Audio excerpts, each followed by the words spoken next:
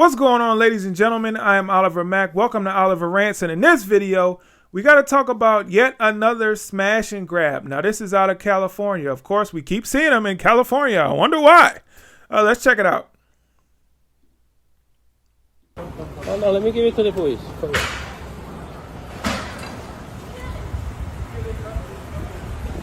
It's fine.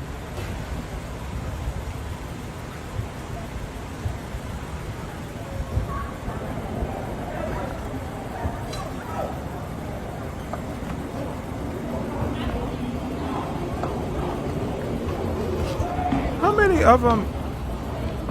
Wait a minute. How many of them is it? Let me see.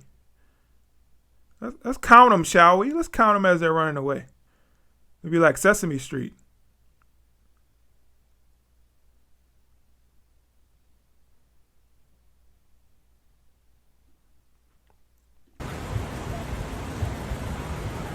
One, 2,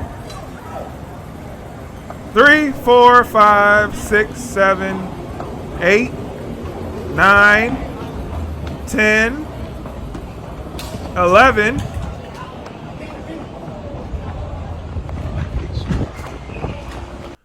11 pieces of crap robbing out of a jewelry store. Oh, and they had guns too, so it was an armed robbery.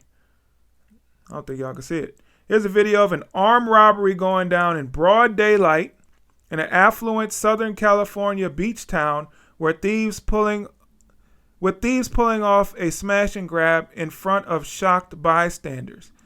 You know, back in the day, we used to have criminals that wouldn't do anything in front of people because they were afraid of getting caught.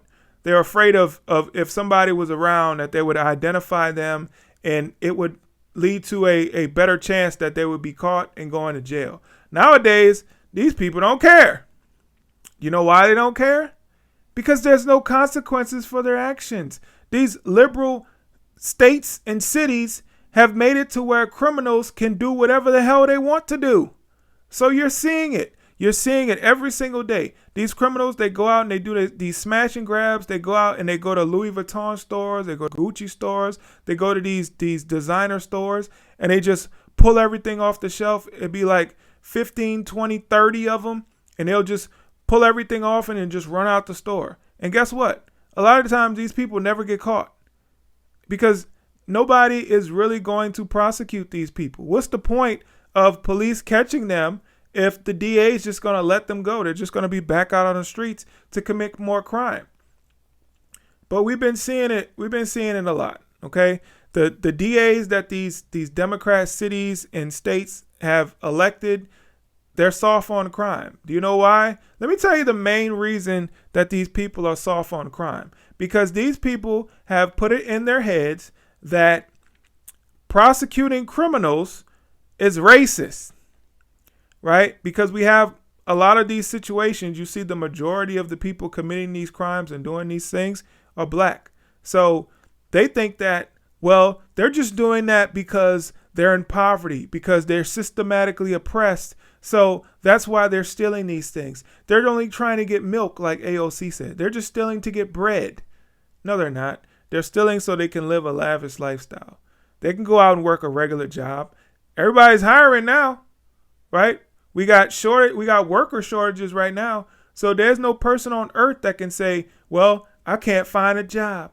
I'm just so downtrodden. I can't find a job. I don't know what to do. I got to go out and sit. You know, this the big myth of the black community. When you talk about like rap music and stuff like that, people, they came up with this idea that the only reason that black people sold drugs is because they needed to feed their family.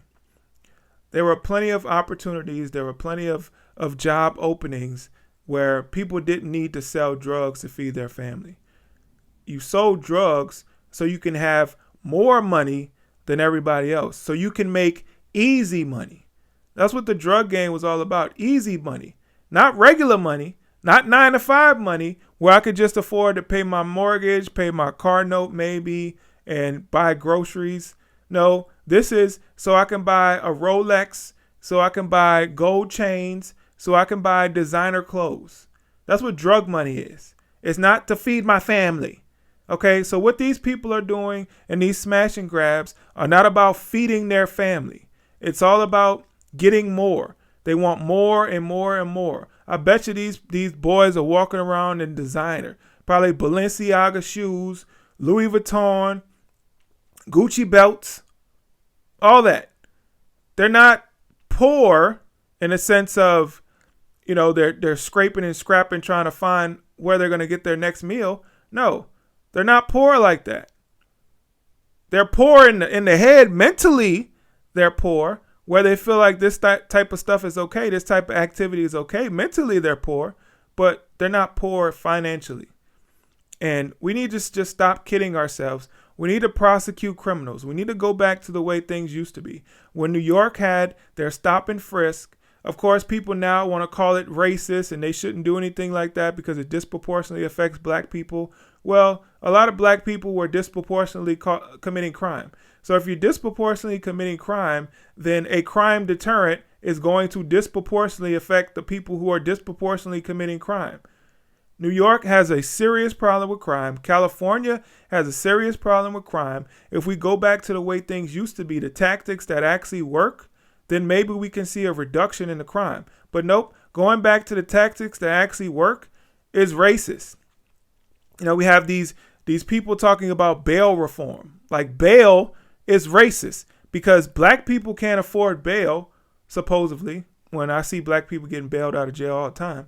But they say black people can't afford bail, so bail must be racist. So we must do away with bail because bail disproportionately affects black people.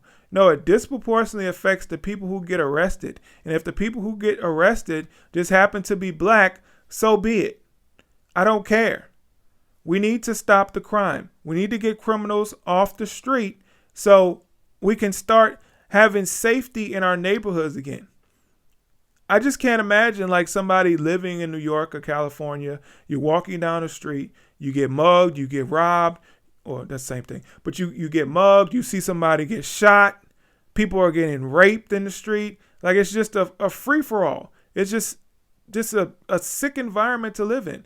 And a lot of this stuff is going on in California too, where we see a lot of the smash and grabs. We also see homeless people on the streets, pooping in the streets. We got poop in the streets. They got a whole division that's just for picking up human waste. And these are Democrat states, okay? When you see Democrat states, you see chaos, you see poverty, you see all these horrible things, and just people just continue to vote for it. This is what I struggle to understand. You see what's going on in your states. You see what's going on in your city. You know who has been running your city for decades. You see the condition of your city and know who's been running it for decades. And you still continue to vote for these people. Can somebody explain to me the logic in that? It seems like the definition of insanity, right?